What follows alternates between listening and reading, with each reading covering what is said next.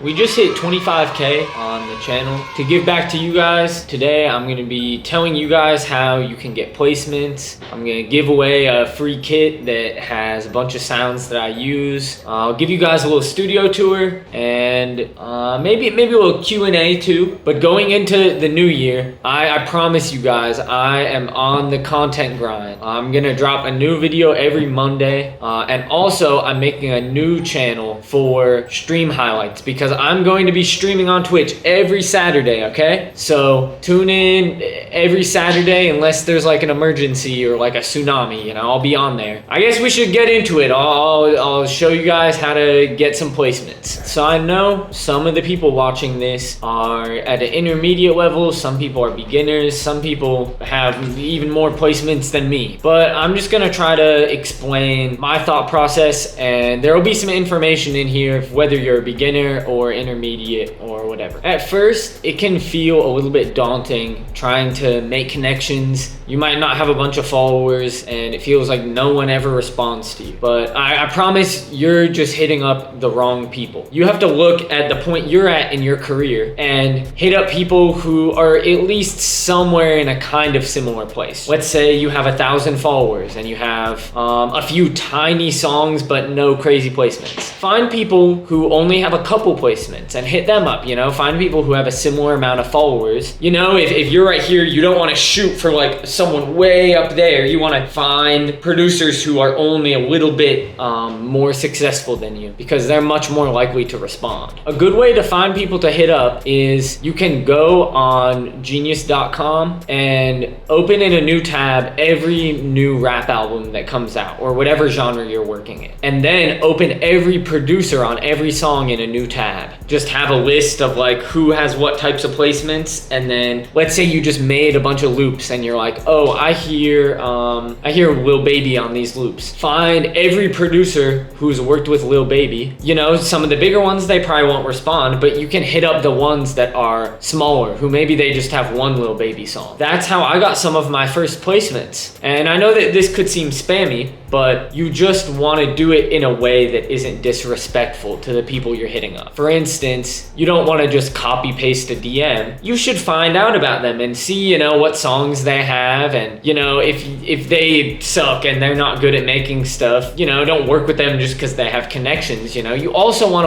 to work with people because you think they're fire. That really is, in a long-term sense, the best way to get songs is just to work with people you believe in and make stuff you really like. Also, I'd say you should try to build with artists before they become super big, because everyone wants to get a song with the biggest stars today. But if you find someone who you believe could be the next big artist, you can build with them and create a sound. That's how almost every big producer gets known. Every producer who you guys look up to, you can probably name an artist who they came up with. Not like they came up with the idea for them, but like they helped each other grow as, you know, they're like a duo. But anyways, if you want to hear more about networking, I have a video where I talk a lot about networking and how to grow as a producer. So a link for that will be over there. Anyways, now it's time for a little studio tour. I've been working on my home studio for a couple months now, and even though you guys have seen it in videos, I just want to show you guys, you know, like a rundown of everything. Got my desk and my speakers over there. We got this Mellotron, we got Sub 37, we got Super 6, and also over here I have a Take 5. I have all of those plugged in to my Apollo X8, which I then plug into my computer, whatever I'm using, and then I also have cables running from the output and input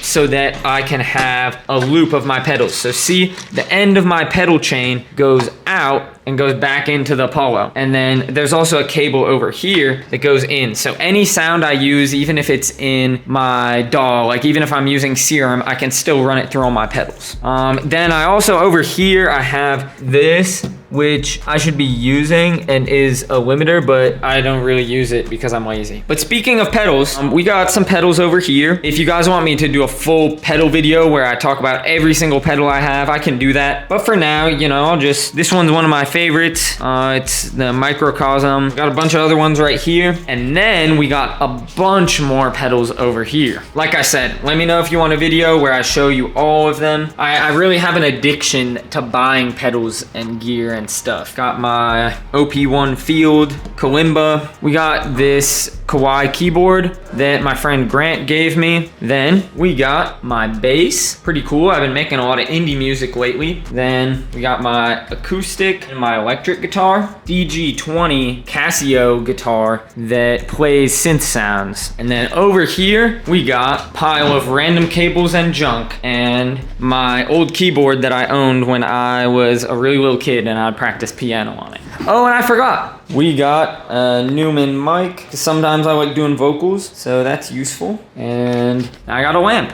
But yeah, that's my setup for now. I'm definitely gonna keep adding things to it. It's Q&A time. I haven't looked at any of the questions yet, so hopefully you guys aren't being weird today. Let's see what we got. What are some tips to get known off of producing? Well, I have a video that covers some of that. Off the top of my head, I'd say just make things that you love and then you can find homes for them later. And I guess I'd also say that there's some risk. Just don't take that jump into like dropping everything else in your life until you really feel confident about it and like it's the right time. 1, 2, 3, 4, 5, 6 Maxwell said, what's your favorite placement? It's tough. I feel like I don't really like listen to songs I produce that much because by the time songs come out, I've already heard them so many times. But I'd say Brotherly Love by Lil Got It and Lil Keed. That was my first placement I ever got. I feel like that song is just special. Who is a rapper / producer you want to work with who you haven't had the chance to work with? I'd say producers. I'd say the main one is Weezy. He probably has the best drums to me within like mainstream rap stuff. And artists wise, I don't know. A lot of people that I want to work with, it's that I've already gotten songs with them, but I want to work with them in person and with my beats rather than getting songs off of loops. Because for instance, I have like at least like 2 Future songs. You know, I have 2 that are out, but I have more than snippets. But Future doesn't know who the fuck I am, you know? Like same with Drake or a lot of artists like Youngboy. Like I wanna work more with them. But technically I already have songs with them, so I don't know if it I don't know if it counts. But yeah, people I've never had songs with, I'd say Gunna. All right, someone said, you see the underground taking over the industry like 2016, 17, or just more and more indie artists? And I feel like, cause you're probably talking about like underground stuff in the way that like the SoundCloud scene right now that includes like Lonely and Ken and Yeet before he got like way bigger, and newer people, Dom or Amiri. And I feel like there's the opportunity for artists in that scene to become mainstream artists, but I don't think it's gonna be like 2016, 17 where there's this like class of artists and then all of them just like end up being super mainstream. Like I think certain people will make it and be, I mean, all of them are making a living off of music, so it's not like they haven't made it, but I think certain ones will become much bigger artists. Overall, I don't see it being like 2016, 17 where you have like 10 artists who all become like superstars out of one scene. I think it would just be certain people. But I could be totally wrong. It would be fun to hear what you guys think about that. So let me know what you think. All right, someone said, how did you find your sound? And I don't know that I fully found my sound yet. I feel like for me, how I like draw inspiration is I listen to stuff made by people who I really look up to. And then kind of take little elements from that and throw it all in a bowl and mix it around. And then I feel like my style is just a combination of all of the aspects of all the people I look up to and like all the things I like about their stuff. Someone said, why are you using Ableton now? I definitely still use FL when I'm making beats for rappers, or I'm just making like stuff that has trap drums in it. Yeah, but Ableton is really good for manipulating live audio, and it's much easier to have all my synths plugged in. You can have just, I don't know, it's easier to do very complicated things for me in Ableton. All right, that was a couple questions. I'm gonna do like 2 more, and then I'll give you guys that free kit that I made, and I don't know, we can talk for a second, and then probably go film another YouTube video after this, because right now it's like Christmas break, and I'm trying to stock up on a bunch of videos. But let's see. So someone asked Mac versus Windows for production. Every like year or 2 I switch and I'll go from Mac to Windows and then Windows to Mac. So to me, I feel like it's just